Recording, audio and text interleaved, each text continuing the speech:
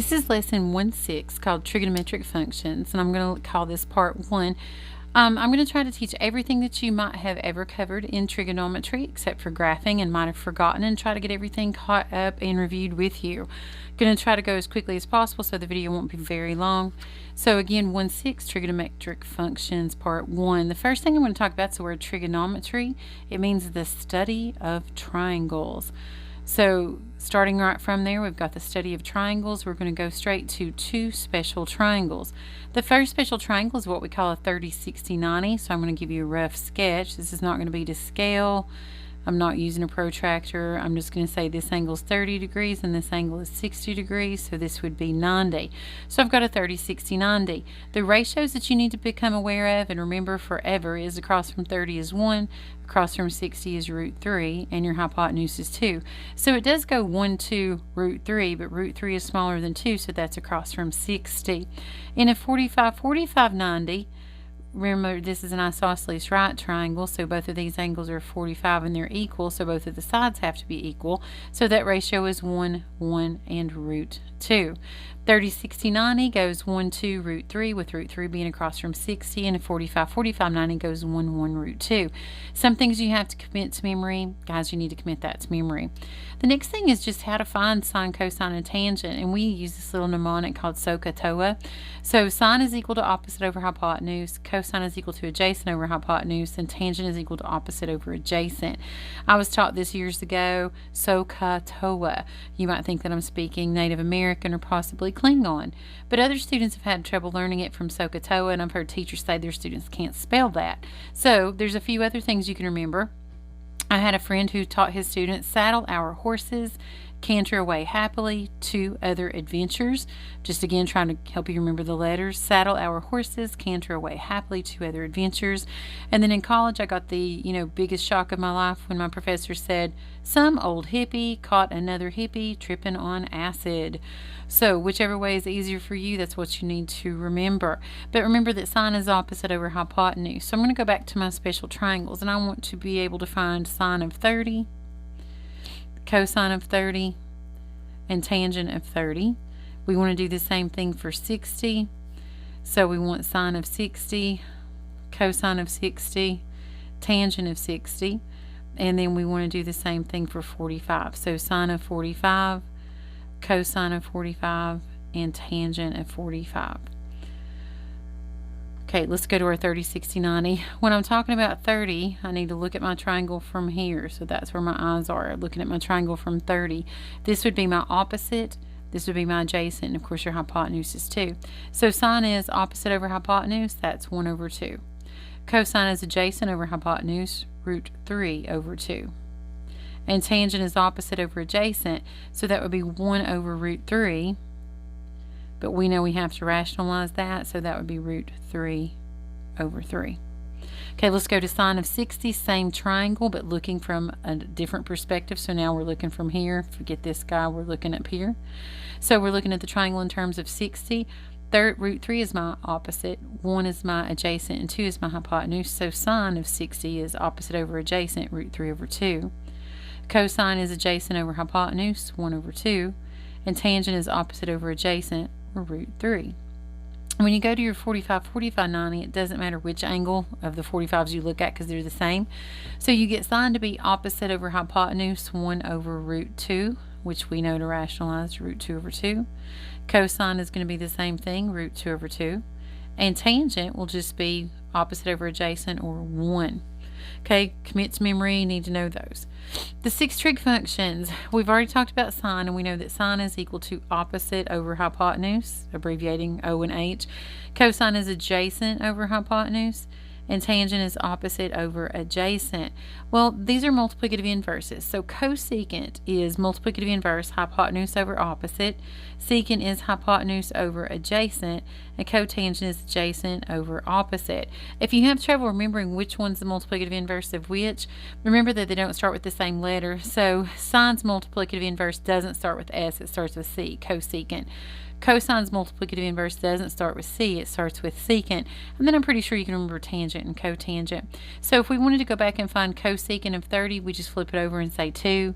Secant of 30, you would flip over and get 2 over root 3, rationalize 2 roots of 3 over 3. And then cotangent, it's easier to flip over before you rationalize, so it would be root 3. Cosecant of 60, rationalize or flip over and then rationalize 2 roots of 3 over 3. Secant 2, tangent root 3 over 3. Cosecant of 45 would be root 2. Secant of 45 root 2, and cotangent 1. Okay, some things you got to remember, so get that on a cheat sheet so you can keep up with it and remember that. Now we're going to talk about a unit circle. In a unit circle, we're talking about x squared plus y squared equals 1. So that means the center of my circle is at 0, 0, and my radius is equal to 1. So I want you to think about an x and y axis, centering at the origin. And I'm not going to draw a circle because it's never ever going to be perfect. But I do know that my radius is 1, so I'm going to think 1 unit in all directions, and I can be thinking about my circle. So this ordered pair would be 1, 0. I went to the right 1. This is 0, 1. I went up 1. Negative 1, 0. And then down here would be 0, negative 1. Now, this is where you start. You always start from the positive x-axis to measure. So this is 0 degrees. This is 90 degrees. This is 180 degrees. 270 degrees. And then, of course, 1 complete revolution is 360 degrees. The cool thing about this is, remember your signs in quadrant 1, everything's positive. In quadrant 2, it's negative, positive. Quadrant 3, negative, negative. And then quadrant 4, positive, negative. So the signs are important. But the cooler thing is, when you're on the unit circle, cosine is your x value, sine is your y value. So when I'm talking about sine of 0 is 0. Cosine of 0 is 1. Sine of 90 is 1, cosine is 0. So it goes cosine, sine. When I'm at 180, sine is 0, cosine is negative 1. When I'm at 270, sine is negative 1, cosine is 0. And then if I get back to 360, sine is 0, cosine is 1. So we've got cosine and sine for our points on the unit circle, but tangent we can also find. I'm going to put a theta there. Theta is just a Greek letter to represent the angle. Tangent theta is defined to be sine theta over cosine theta. So we can do the same thing for tangent. Tangent of 0 would be 0 over 1, which is 0. Tangent of 90 would be 1 over 0, which is undefined, so that gives us an asymptote. Tangent of 180, 0 over negative 1, which is 0. Tangent of 270, negative 1 over 0, undefined. And tangent of 360, 0 over 1 again, which is just 0. Then if we want our inverses, we just flip those over. Pythagorean theorem we've known since middle school somewhere. A squared plus b squared equals c squared, where c, of course, is the hypotenuse, a and b are the legs. If you want to find one of the legs, though, you need to subtract c squared minus a squared equals b squared, so you always subtract so that you have a positive difference, or c squared minus b squared equals a squared. Don't forget to take the square root. These numbers should be in simplest radical form. Decimals aren't really appropriate after you're in past pre-cal, so we're just going to put all of these in simplest radical form. There are some triples that I like to memorize or have my students memorize because they work so quickly. 3, 4, 5 is the first one, which means leg is 3, hypotenuse is 5. You can also do multiples, 6, 8, 10, 9, 12, 15, 30, 40, 50, 300, 400, 500. I remember an ACT practice question that said 3,000, 4,000, and you got it, 5,000. Another one that's quite popular is 5, 12, 13. 5 and 12 are the legs, 13 is the hypotenuse. And 7, 24, 25. 25 is the hypotenuse. If we want to change from degrees to radians, we multiply by pi over 180. So we're trying to insert pi. If we're multiplying from or changing from radians to degrees, we multiply by 180 over pi. I'll do a quick example. Let's say we've got 30 degrees and we want to change it to radians. I'm going to multiply by 180 pi over 180. Okay, pi over 180. So that would give me 30 pi over 180. We just need to reduce. 30 over 180 reduces to pi over 6. So that would be my measure in radians. Likewise, if I wanted to change pi over 6 to degrees, I would multiply by 180 over pi. That makes my pi's cancel, and I have 180 divided by 6, which is 30 degrees. Okay, the next thing is arc length. The formula for arc length, we use an S, and we say S is equal to R times theta, where R is the radius, and theta is the angle, but the angle has to be in radians. So the angle in radians. Now, what is arc length exactly? Let's think about a circle. I have a circle, I have an angle, and the arc length would be that linear measure. If I took that measure and made it, put it out in a straight line, that would be the value. So this is your arc length here, and it's S equals R times theta. From here, I'm just going to do some examples. I know I'm going pretty quickly, but this video gets long, so feel free to stop it, go back and rewind, whatever you need to do. Here, the first example, we're going to find the arc length. So I'm given angle theta is 60 degrees and R is 5. Remember, it has to be in radians, so I'm going to have to take 60 degrees times pi over 180, which would give me pi over 3. And then I'm going to say the arc length is R times theta, pi over 3. So my answer would be 5 pi over 3. And usually you're going to have some kind of units like inches, feet, etc. The next example I have is 45. So to change that to radians, 45 times pi over 180. I hope after a while you start to memorize these. This would be pi over 4. And then look at the trick. They give me the diameter instead of the radius. So that means simply my radius is 8. I'm multiplying 8 times pi over 4. That would be 8 pi over 4, which is the same as 2 pi, and again you stick some units on it if they give it to you. The next example says give the measure of the angle in degrees and radians. Most of the time when they say that, they're going to give you something from a special triangle. So here I've got the notation sine inverse root 3 over 2. That means find the angle. When you see sine inverse, find the angle that gives you root 3 over 2. I should know that's in one of my special triangles, and the special triangle we covered tonight with a root 3 in it was a 30-60. So in a 30-60-90, 30 across from 30 is 1, across from 60 is root 3, hypotenuse is 2. Remember that sine is opposite over hypotenuse, so that would mean I'm talking about 60 because that's my opposite in hypotenuse, so my answer would be 60 degrees. And then in radians, we've already done that. Up here at the top, 4 pi over 3. And there's my answer. Now, it doesn't tell me to find two measures, so one measure should be sufficient.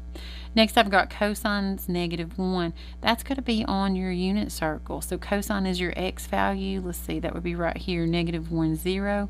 So that would be 180 degrees, or pi. Changing that to radians, 180 degrees for pi. And then tangent is 0. So that's on this unit circle too, but there's actually two places on the unit circle where tangent was 0.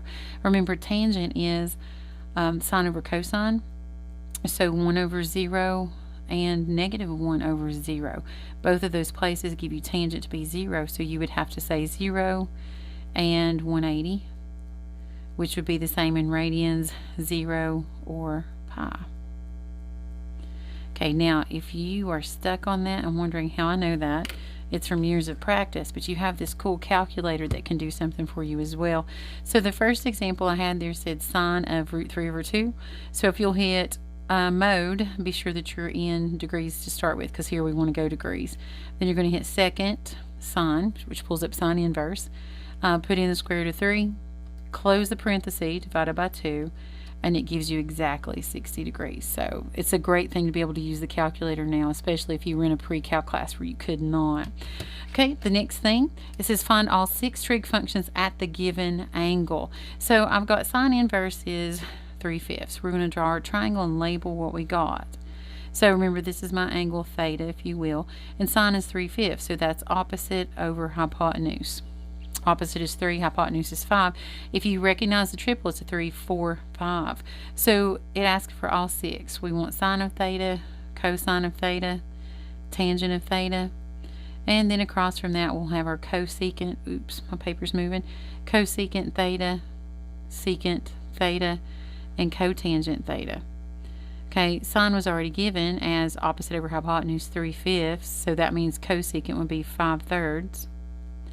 Cosine is adjacent over hypotenuse 4/5. Secant would be 5 over 4. Tangent is opposite over adjacent 3/4. So cotangent would be 4/3. Okay, you'll do exactly the same here for cosine, except you have to think, where is cosine negative? Cosine is negative in 2 different places. It's negative in quadrants 2 and 3, but when they just give you that without telling you a quadrant, put it in the first one. So I'm going to say here's cosine. Cosine is adjacent -7 over hypotenuse 24. So it's a 7/24. That's not anything that I know. So I'm going to go to my calculator. 24 squared minus 7 squared is 527. 24 squared minus 7 squared is 527, so this would be the square root of 527. And then you would do exactly the same thing here. I don't think 527 reduces, so I'm just going to leave it. Sine of theta, cosine of theta, tangent of theta. Okay, cosine was already given as -7 over 24, so that means secant would be -24 over 7. Sine would be opposite the square root of 527 over 24. And then cosecant would be that flipped over. And then you would have to, oops, that's an S. It would be that flipped over, and then you would have to rationalize. So it would be 24 roots of 527 over 527. I don't think 527 is going to reduce. If it does, we will do that later.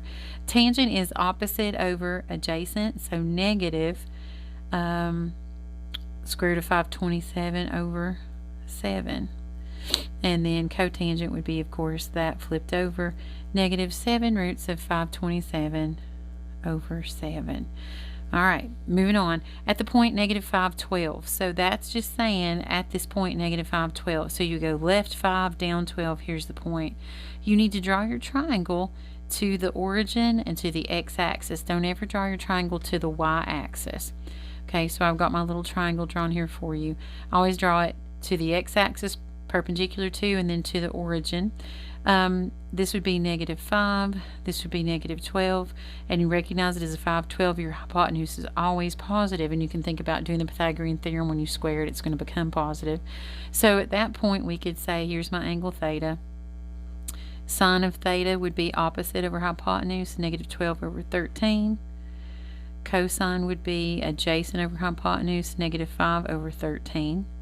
And then tangent would be opposite over adjacent, and it would become positive 12 over 5. Cosecant would be -13 over 12. Secant would be -13 over 5. And cotangent, squeezing it in, would be 5 over 12. Okay? So the only thing I'm concerned about is 527. If that reduces down, I'll come back later in another video and show you. So there's my 6 trig functions for the given measures. Okay? Draw your triangle, plot the point, draw the triangle. Last page. Okay, it says solve the equation in the interval from 0 to 2 pi. And I've got sine of x is root 2 over 2. What triangle gave you root 2 over 2? 1, 1, root 2, and that's 45. But sine is also positive. Remember the sine chart that we made? Sine is positive here because positive, positive, and in quadrant 2, negative, positive. So this would be 45 degrees, but my reference angle in quadrant 2, this would be 45. So I'd be talking about measuring from here over, so that makes it 135. So my answer here, x is equal to 45 degrees and 135 degrees. Now, most likely they want you to write those in radians, so that would be pi over 4, and then this will be 135 divided by 180, and want that as a fraction, 3 pi over 4. So when they give you an interval from 0 to 2 pi, they want everywhere that that's true. So here's the answer for the first one. Okay, the next one I have cosine is equal to -1/2. Okay, cosine was equal to -1/2 in one of our triangles. I'm going to sketch it over here to give myself more room. Cosine was equal to -1/2. Let's see. In a 30, 60, 90, it goes 1, root 3, and 2. Cosine is adjacent over hypotenuse, so that must mean 60. And where is cosine negative? Let's see, cosine is negative in quadrants 2 and 3, so these two. So these two reference angles are 60, but that's not the measure that I'm measuring. So I've got to think from the x-axis over, that would be 120 degrees. And then from the x-axis past 180, this would be 240 degrees. So there's my measures. Cosine would be negative 1/2 at 120 and 240. But look, remember we got the calculator. Second cosine, and we want it to be negative 1/2, so you can just do negative 0.5, and it'll tell us 120. So it tells you one of them, you just got to find the other one. So 120 and 240, we have to change those to radians. So we divide 120 by 180. Remember, we're always going to insert pi on the top, so that would be 2 pi thirds. And then we can do 240 divided by 180 and insert pi on the top, 4 pi thirds. So I'm really multiplying by pi over 180 and just doing it really quickly, 4 pi thirds. So both of those. All right, where is tangent 1? In my 45, 45, 90, tangent is opposite over adjacent, so tangent is 1. And tangent is positive in quadrants 1. So positive here at sine over cosine, and negative, negative. So this is where tangent is positive, these two quadrants. So 45 in quadrant 1, but this angle is going to be 45 degrees past 180. Remember, here's 180, but my reference angle is to the x-axis, so that would be 225. So 45 and 225. Need to multiply by 180 over pi. We did this one earlier. This is pi over 4. And 225 is 225 divided by 180. Going to insert pi on the top, 5 pi over 4. Alright, feel free to play these over if you need to, work ahead if you need to, whatever I can do to help. Alright, evaluate the expression. Sine of cosine inverse 6/7. Start from the inside and draw your triangle. Cosine is 6/7. Cosine is adjacent over hypotenuse. Okay, we got to find the other side. So we would do 7 squared minus 6 squared, which would be 13. So this side would be the square root of 13. Okay, now we just got to find sine. So as soon as you've drawn your triangle, you've gotten rid of that. Now they just want sine. So sine would be root 13 over 7. So I did Pythagorean theorem, 7 squared minus 6 squared, which was 49 minus 36, and take the square root of 13. We'll just leave it. If that simplifies in radical form, you need to do that. All right. You might want to do B by yourself, but I'm going to go ahead and do it really quickly. I'm going to draw my triangle. Tangent is opposite over adjacent. So I need to find my hypotenuse, and as soon as I've drawn my triangle, that's gone. I've got to find my hypotenuse, so I add this time 13 squared plus 11 squared, square root of 290. Let's see, will the square root of 290 simplify? Well, it's divisible by 2. 145 divisible by 9 maybe? Nope. So 290, I tell you what, I'm going to leave it as a square root of 290 for now, and if it simplifies, we'll come back. So cosine, here's my theta by the way, I drew the triangle in reference to that angle opposite over hypotenuse. I'm going to say cosine is adjacent over hypotenuse, so that's going to be 13 over the square root of 290. Rationalize that, so 13 roots of 290 over 290.